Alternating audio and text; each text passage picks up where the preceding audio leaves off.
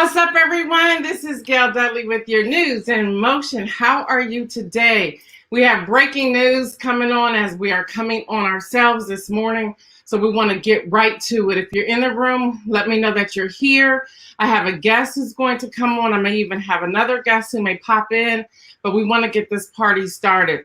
So much is going on today, and I think that it causes me to change our regularly scheduled broadcast today to really dig deep into something else. Good morning, Awana Turner. Good morning to you, sister. Good morning, Kenya.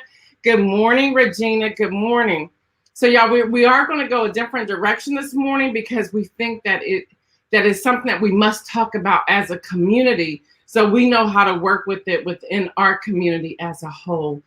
We did get breaking news this morning about 3 a.m. Our time out of Tokyo, so we want to make sure we are bringing it live here. Good morning, Kenny Stanley. Good morning, Marion Jackson. Good morning, Adrian. Good morning. Good morning, Dr. Kim Carter. Good morning to you. Good morning to everyone. Good morning, sorry for that feedback.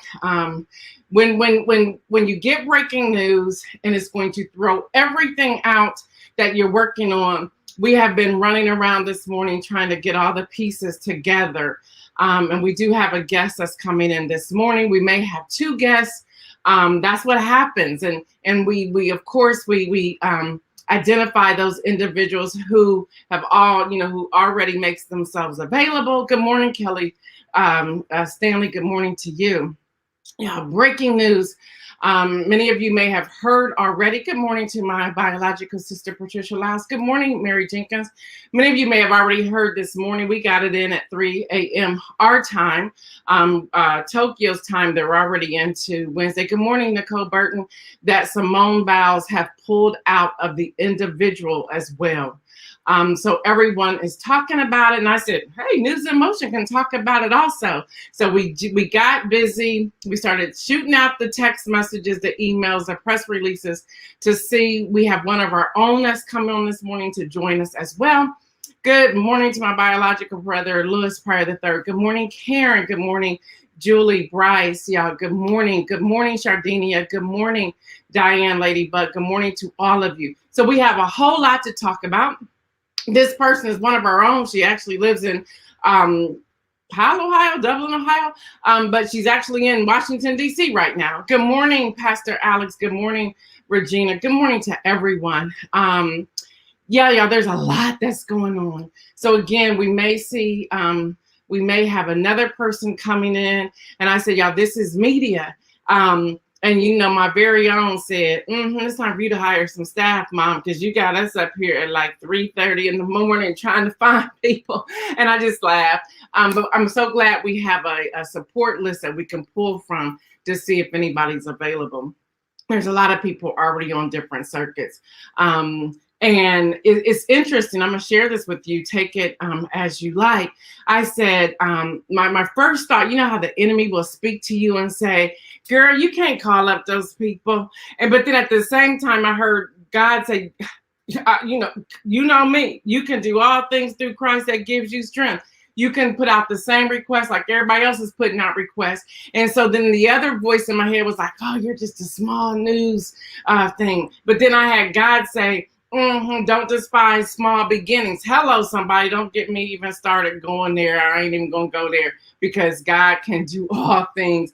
And there's no telling who may pop up in the green room, because all of a sudden the millennials were saying, stop just doing the invitation. Go ahead, send them the link. If they can join, they'll click on the link. We'll see them in the green room. We'll shoot the information. In my mind, I'm thinking, but I need their bio. I need this. And they're like, you ain't doing all that. They can introduce themselves. And I said, okay. So we're just going with the flow today. But hey, shout out to everybody who's in here. I don't want to keep talking. I don't want to keep belaboring the point because we have work to do. We have things to talk about. So let's get this party started.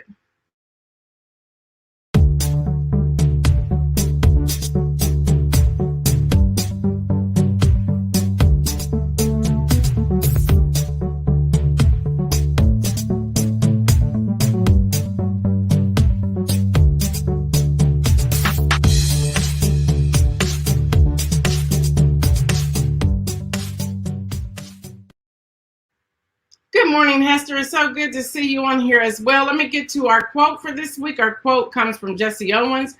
We all have dreams, but in order to make dreams come into reality, it takes an awful lot of determination, dedication, self-discipline, and effort. Again, that's Jesse Owens, former American track and field athlete with 4-time gold medalist. We are in the middle of Olympics. And again, today at 3 a.m. our time, I think Tokyo's time, I think they're somewhere way into Wednesday, we received the media alert, although Simone Biles went to go and train on yesterday, ready to do the individual all around, and I'll give you the right word because all these things are coming in. 3 hours ago, well, now it's been 6 hours ago, she withdrew from Thursday all around competition to focus on her mental well-being. That's the news that we received. Yesterday, there were quotes she posted on her own Instagram and Twitter that says her mental wasn't there. That's why she pulled out when she went to the vault. And if anybody watched that last night, you know, we heard about it earlier before we were able to see it if you're on the Eastern or Central time zone or specific time zone here in the United States. We did not see it till later, although we had heard about it. But if you paid attention to her when she was going to the vault, she wasn't there. She was self-talking to herself. She was blowing out all kinds of air. She was very fidgety. She was so outside of her norm. And so she went, even when she was running, I was like, she's not okay. She's not okay. You can see that she's not okay. And they're saying that, you know, doing those kind of flips can become very, very dangerous in a fall. She could break something. She could hurt something. And then a gymnast said even yesterday evening, I can't think of her name. She's also a gold medalist several years ago, about 10, 15 years ago. She says you can even die from that if you hit the wrong, if you break the wrong bone. So she says mental wasn't there. She said she wanted to work on her mindfulness. And even when they were trying to pigeonhole her to try to get her to say if she was going to compete for Thursday, she would not answer that question. USA Gymnastics said in a statement on Wednesday that the 24-year-old is opting to not compete. The decision comes a day after Simone, excuse me, removed herself from the team final following a rotation. The U.S. gymnastics coach said, "We wholeheartedly support Simone's decision and applaud her bravery in prioritizing her well-being. Her courage shows yet again why she is a role model for so many." So that was the quote. That was the quote. I see you all coming in here. Good morning to you. So this morning, after we put out everything, you know, sometimes you get so in a hurry to put out everything to everybody else. Excuse me, it's the morning air. Forgive me. It's like, you know, somebody who can do this. So I reached out and got that somebody. She's one of our own. She tunes in regularly, and here she is. She is actually in Washington, D.C. right now. This is Deborah Johnson, a.k.a. DJ, the Sports Mom. She is an accomplished educator, inspirational speaker, author, and storyteller. I'm going to get this together, y'all. Forgive me. Deborah is a parent advocate with a passion for educating parents on her documented process for successfully creating a plan for a child's success. She is the president of Goal Minded LLC, which is an organization that reaches out to parents and students at all levels to help them maximize their talents, help athletes to get recruited for college scholarships and beyond, and educates on cultural competency and diversity. She is the founder and director of the Team Family Institute, which was designed to provide programming for and is a resource to families as they strive to make an authentic connection with one another for the betterment of the entire unit. She is the co-founder of the J. Richardson Foundations, whose mission is to breathe life into teen family. She is also the founder of the Football Parent Association at Ohio State and Midwest Regional Coordinator for the Professional Football Players Mothers Association. Deborah is the author of Coaching a Dream. Y'all should get that book, A Parent's Guide. She has a BA in French from the Ohio State University and a master's in human service management. She is a wife and a mom of 3 sons. And I'll give you her information later on how you can contact her. But first of all, welcome, Deborah. Hey, good morning. Welcome. How are you? Good. You're a little frozen, but we can hear you. Okay, can you hear me? Yeah, we can hear you. We can hear you. Thank you so much for changing your schedule. Deborah is actually in DC. She actually is going to be officiating a funeral after she leaves here. So with that, Deborah, I want to jump in and start asking a few questions, if you don't mind, and you can take it away from here. The first question I have for you, first of all, I'm so glad that Simone Biles is saying my mental health is important to me. Oh, yeah. So many children today, the pressure is just so much. I was listening to some of the commentators yesterday with some of their negative, the negative words that were coming out of their mouths. Like, you know, she calls herself the GOAT. Well, no, she didn't call herself the GOAT. We called herself the GOAT. And she's still the GOAT in my book because she knows enough about her mental health and her well-being to pull out if she needs to. So, Deborah, can you speak to the pressure you had? You have NFL sons. I want to say Oakland Raiders, I believe, was one of them, right? That's correct. Yeah. And you've been dealing with this and dealing with parents and dealing with so much. Can you just share with us the pressure that's already on them going into a game or going into an event? And what can we do as society to try to balance some of that out? The pressure is enormous. I can't even tell you just how enormous the pressure is. We're talking about starting when these children are young. I mean, I've watched Little League games where people talk as if they're in an NFL game. Babies feel like I'm going to let my parent down if I don't get this right. Oh my gosh, if I miss that ball. When Jay was at Ohio State, we had players getting death threats for missing a ball, death threats because they didn't get the hit that they were supposed to get in. It's scary. They feel like the whole world is on their shoulders and everyone is looking at them. Let's be real. Sports is the number one pastime in the world. Number one pastime. People are tuning in. People who don't have any skin in the game believe that they have the right to manage what's happening on the field, on the court, in these arenas. So it's outrageous. It's outrageous. And sometimes it's just too much. It's just too much. It's so near and dear to my heart because our middle child suffered with depression while playing sports. It's scary.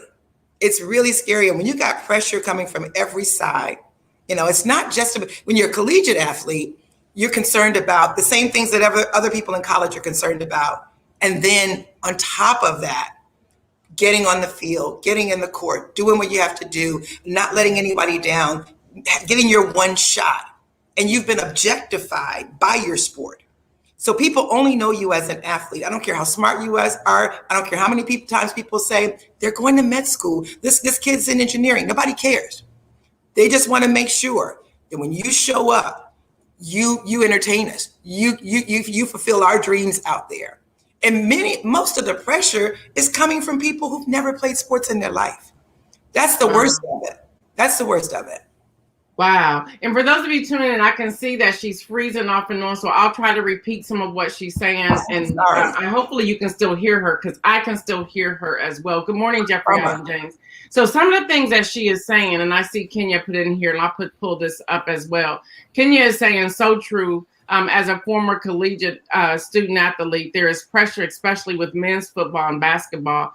I don't miss that stress, but I'm grateful for the resources. And I'll speak to that as well. I thought about this even last night. Not that my parents were like, you better win. But I would hear when I would race with swimming, I would hear them say, you bringing home a win for me today? And so even though it was not like I'm demanding you to win, I'm still in my head hearing, oh, I got to bring my family home a win today.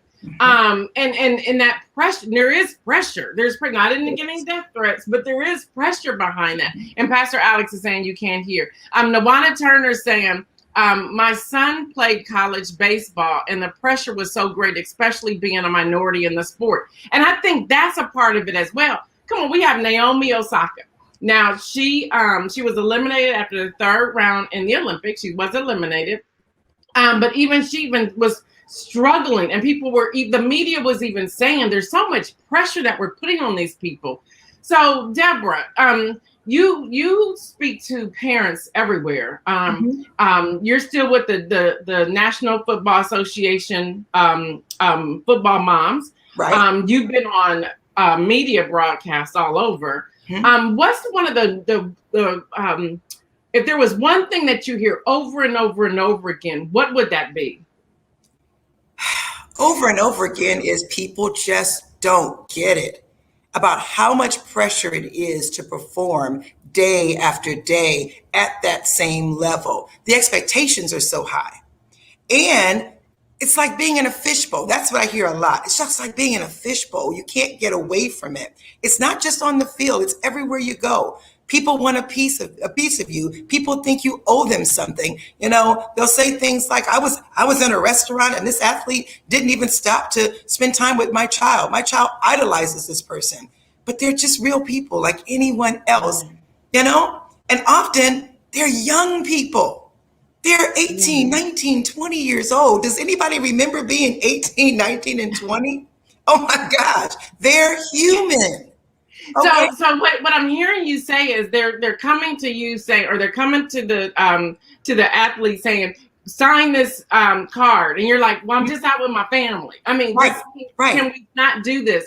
But something you said that is so interesting, and I was looking at some. We were able to see, and I think as they're out there now with everyone to be able to see, the hate tweets and Instagram comments and towards Simone, it's heart wrenching. I was like, I mean, and you're talking about death threats to football players, and I'm listening to these death threats, and I'm like, what is happening? I mean, they're talking about she cost us the gold last night. Did she? Like, why was all that pressure on her to bring in gold? Why wasn't it a team effort? And guess what? They still got silver, and that's great. But even if they didn't, they made it where thousands of people didn't make it. Thank so you. What can we do? And even media. I'm really kind of upset with the media, the way they're going after her too. Oh gosh, yeah. What can we do as a public when we're talking about a call to action with News in Motion? What can we do as the public to encourage and to uplift? Because you know as well as I know, we will listen to the negative. And the positive, kind of like, okay, there was one thing that's refreshing, but that negative stays and stays and stays. Can you speak to that? Absolutely. You've got to take a step back. Seriously, take a step back and understand that this is one person. This is, like you say, they're at the top of their game. They've done the very best they know how to do, but they are still human beings. You have to think about, if that were you, how would that impact you at that level? Sometimes people just go at people without any thought for the consequence. But can you live with the consequence of what happens? Kids are taking their lives. Let me just say this again. They take their lives because they feel like the depression rate is so high. It's exponentially high amongst athletes. And FYI, in ages, say, 12 to 17, they're saying now more than 50% of athletes, young athletes, youth athletes, suffer major depressions all around the sports, all around the expectations that are levied on them. You got to step back and think about the consequences. I saw a young man this close to wanting to take his life, and his coach, this is an NCAA Big Ten coach, looked at him and said, look, I don't care about this depression. You fix that on your time. You can deal with that after the season. But right now we're in the game. But we don't ask athletes when they break a leg to keep going. When someone tears their ACL, everyone says, oh, wow, I'm so sorry to hear that. When someone says, my mind isn't right, my mind is broken, people say they need to get their mind in the game. They need to get their act right. They don't treat that. It's the same thing, guys. It's the same thing. When your mind is broken, you can't play. When something is really wrong, you can't play. I don't know if you know about female athletes. Lots of them suffer with bulimia and whatnot. Their negative self-images. People are talking about them. Did you see them? They're talking about their hair. They're talking about their legs are this, their back is this. Look at them. Look at their face. God, seriously? It's really tough being out there as a young person. And then when you hear that, sometimes they just feel hopeless and they just say, I'm done. I'm done. Wow, I was looking. It's interesting you brought that up. And again, thank you so much for jumping on here with me this morning. And I'm seeing a lot of comments in the chat, and hopefully, after later on this afternoon, if you get a chance, you can go through these to respond. But something I noticed yesterday, and it's the first time I ever really noticed it. Yeah. For some reason, I was keyed in on the physique of the women athletes. I mean, I was looking at the swimmers. I was like, none of them have a breast. And they were just completely fat. I'm like, how'd that happen? And then I went back to when I was swimming, and I said, I didn't either then. What is it about the exercises or the things that we do that flattens us out? Like, what is it, or what did we not eat? Because you were talking about how we don't eat. What is it? And even that pressure alone, do I look the part, I believe is also part of the pressure. That's exactly right. And then you get into, and I know neither one of, so everyone knows neither one of us here are counselors, not unless Deb is, and I just don't know it. And we're speaking from experience. We're speaking from what she's experienced with her sons. I'm speaking from my experience of what I did growing up as an athlete, as a swimmer. But I was watching those things on yesterday. But the other thing I kept noticing was that people were not smiling. They were, I get it. I get having your head in the game and focused on that. But they did not appear to be enjoying themselves at all. And I'm like, is this me just seeing this now, or is it the pressure? Somebody was looking at I think it was Jordan Childs was looking at her phone or whatever when they were getting ready to walk out, and she turned to Simone, and then they hugged each other. I'm like, what was on that phone? What was on there? And do they realize that they're messing up that the people in the public, we're messing up their mental by sending the things that we're sending them? Yeah. Can you speak to that? How can we, and let's be real, y'all. We're talking about athletes, but what about the pressure we put on ourselves when it comes to our business, our ministry, our nonprofit, our career, being a mom, being a dad, going to school, not going to school? Just imagine the pressure we're under. That's right. And then take that to, you better bring home gold. Well, I never touched a gold medal. They didn't bring it home to me. So, Deb, speak to that, please. And there's a lot of comments coming in here. Oh, my, seriously. And you've got to have people in your circle. I want to speak first to parents because it's so important. We put undue pressure on our children. Sometimes parents' their dreams are now riding on their child's performance. They want their child to perform so they can feel good at work with their friends.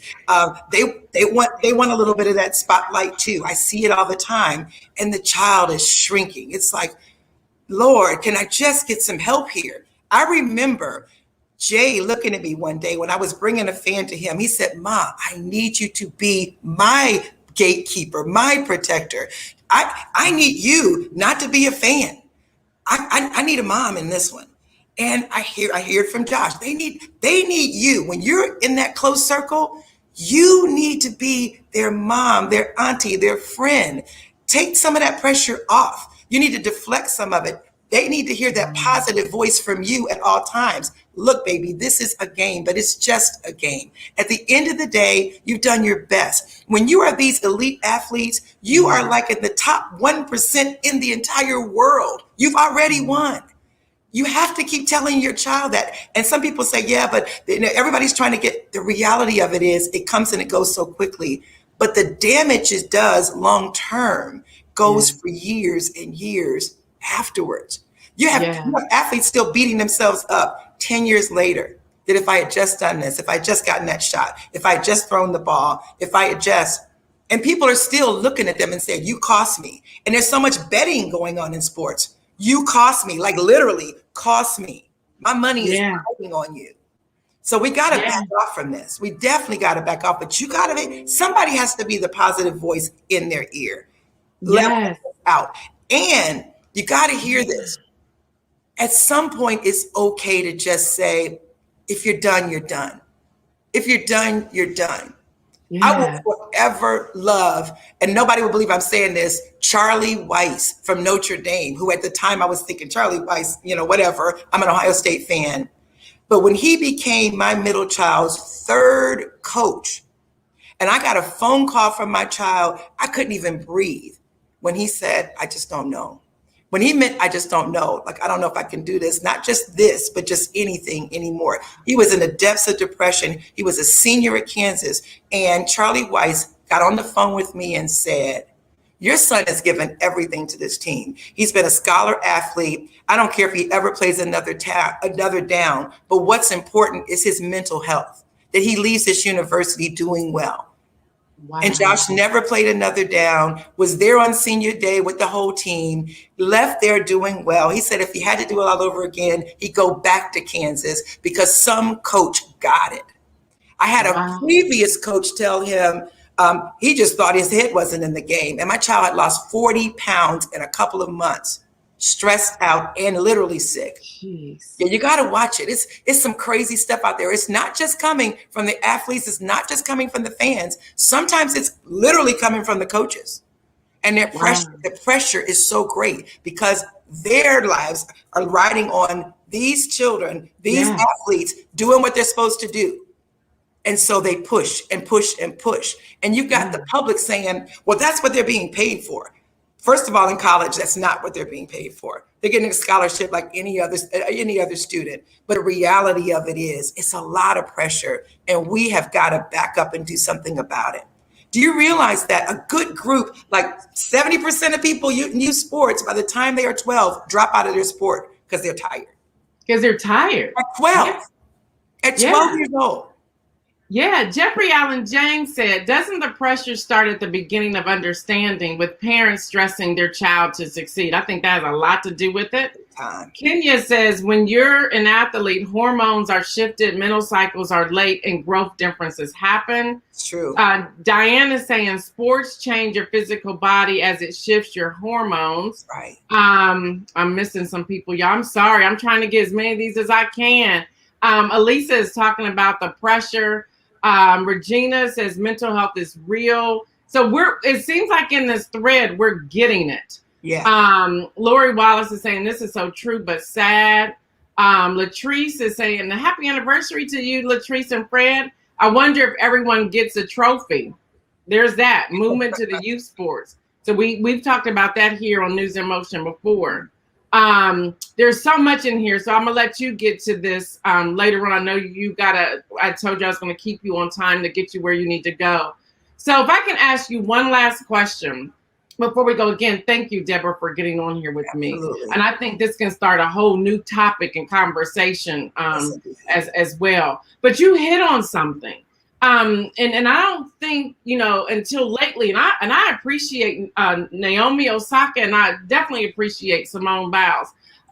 But what they're saying, my mental health is more important than doing this. But you hit on something. The coaches are getting paid, and whatever bonuses may come with that. That's right. People are playing what is it called? The pool where they're doing, who's going to win. Tournaments and whatever. Fantasy leagues. Fantasy leagues. People are betting. So when you pull out, you just messed up their bottom line. You just messed up their pocket. Because in some cases, it's a fixed fight. They know who's going to win to some degree. Now that she has shifted and pulled out, and the pressure on her was so significant. My final question to you is this. In the reality, in this real world that we're dealing with, that we're in right now, is this the time that policies and rules need to shift? And if so, how do we shift them? They absolutely need to shift. First of all, I don't know if people understand the term. I'm talking about now NCAA athletes, the term of a student athlete. Do you guys realize the reason why that term came about is to make sure that student athletes, when they were injured, would not be compensated by the universities? So they changed it to student athletes because a player in Denver back in the 1950s got injured on the field and he just wanted unemployment compensation. Now he's out of the game. Could he get paid? And they said, oh no, we can't have this happening. We can't be taking care of people when they're injured. So they changed it to student athlete to make sure that they are just students and they are not working for the team. But in reality, when the concession person gets hurt, they get paid. When the photographer on the field gets hurt, they get paid. The only person that's not getting paid and being taken care of often are the athletes on the field. So legislation needs to change around that. You know, when we ask you, am I for some kind of compensation for these young people? Absolutely. Do you realize how many collegiate athletes are injured for life and nobody pays the freight? I know athletes who have now broken arms, all kinds of stuff, and nobody's paying this freight. Do you realize across the board, universities are still not paying for injuries? When my child got injured, our health insurance paid for it. Not the university is making the billions of dollars, but our health insurance had to pay for it, and they can't play unless they have health insurance. I just want you to understand that. Some states, like California, mandates it now, but we got to have laws in place to protect these athletes. We really do. That sounds like that's our call to action for sure here at News in Motion. It's a call to action for sure. I can get behind that. I love it. I got a lot of skin in that game. I love it. Deborah, again, thank you. For those of you who are tuning in and saying, well, she's freezing, hopefully you were still able to hear her. When you hear the replay, you will be able to hear everything. But as I believe Pastor Alex said, you can still hear her. We want to thank you. She is in Washington, D.C., getting ready to officiate a funeral. But she answered the call to join here this morning. And Deborah, I am always grateful. I'm always grateful for you, for the work that you're doing. Again, I need everyone to go and get her book. It's called Coaching the Dream. Even if you do not have a student athlete, but maybe you have a niece or a nephew or a cousin or a friend or a neighbor, whatever. It's called Coaching the Dream, a Parent's Guide. Coaching the Dream, a Parent's Guide. If somebody can put that in the link, that'd be great. On Facebook, she is Coaching the Dream Book, as well as Deborah Johnson. On Instagram, she is DJ the Football Mom, and on Twitter, she is DJ_Football Mom. Y'all, she travels around speaking to parents and students everywhere. She is still very much a part of the National Football League Association. Parents Association, is that right? Or moms? Professional Football Players Mothers Association. And I want to tell you, if you're living in Ohio, on the 28th of August at 11:30 at the RPAC at Ohio State, we're doing a free workshop with NFL moms and NFL players, talking to student athletes and their parents about how they can deal with just this topic and other topics. It's called Next Level. And we're talking about what happens when you go to the next level, how we can protect that. Malcolm Jenkins will step in, Jerome Bettis. We've got other athletes coming together to help young people.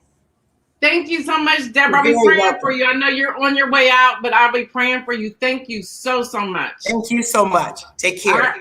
Bye-bye. All right. Bye-bye. Hey, y'all, listen, I'm going to still give y'all the news. If you can hang out with me for 15 minutes, great. If not, just check out the replay. Again, thank you to Deborah Johnson for joining me. I was seeing different text messages coming through saying that this person can get on, but they can't get on till noon because they're on back-to-back interviews. So who knows? We may have other people tomorrow. Maybe I'll jump on here and do a special segment later on this morning. We don't know. But I saw a couple names. I was like, what? They can come on News in Motion. So we're going to try to work that out. And I have someone checking that out now. The Olympics, swimmer Katie Ledecky wins gold in first ever women's 1,500 meter freestyle race. This is the 6th gold of her career. Team USA drops softball gold medal game to Japan by 2-0. And we know, I just shared with you about tennis star Naomi Osaka was eliminated in the 3rd round. Y'all, Britney Spears makes her second attempt to remove her father as her conservator after a new attorney files a motion in Los Angeles court. I don't know if you watched any of the January 6th committee trial yesterday. I was in tears. I was bawling behind that. They just called him a hitman. And y'all know who I'm talking about. House Select Committee probing the January 6th storming of the U.S. Capitol began on yesterday with Capitol and D.C. Metro Police officers testifying. When you hear their stories, it's one thing to see the video, but when you hear their stories, it'll make your heart drop. My heart was pounding so fast. And at one point, I was sitting on the edge of my sofa saying, what is going on? And I'm glad to know all of this information. Officers thought they would not survive the Capitol riot. They just said they didn't think they would. And they said they were sent by the hitman. In the COVID news, the CDC recommends vaccinated people return to wearing masks indoors in areas where COVID-19 is surging. That is out there. And if you ask me, I think it's surging everywhere. And I have not taken my mask off anyway, except when I'm around people that I know are vaccinated or it's a small group. The U.S. cases continue to rise, now averaging 61,300 per day. Just yesterday, y'all, just 24 hours ago, CDC had it marked at 50,002. So from yesterday in 24 hours, it has jumped to 61,300 per day. Deaths are also on the rise. Yesterday, they were at averaging 250. This morning, they're showing 300. U.S. health regulators told Americans to put their masks back on as the Delta variant continues to rage. New guidance from the Center of Disease Control and Prevention advised that fully vaccinated individuals should wear masks indoor settings because this is spreading rapidly. They're also recommending that masks be worn in K through 12 schools, while Biden says he's weighing a vaccine mandate for federal workers. So that could be coming. That's Bloomberg reporting. A new study, get this, y'all, a new study found that antibodies levels were boosted in people who got a shot of the AstraZeneca, which, you know, we didn't hear much about that anymore, vaccine, the first shot. Now, I want y'all to listen to this, and y'all can go in the CDC and see it all for yourselves. The first shot, AstraZeneca, but the second shot, Pfizer. They're saying that the combination of the two shots are working. Who knew? Who knew? But I know scientists are doing the work that they're doing. Kenya, maybe you can speak to this to let us know what this is all about. The AstraZeneca vaccine is in wide use in some countries, though the Pfizer and the Moderna vaccines are more widely used here in the United States. So that's happening.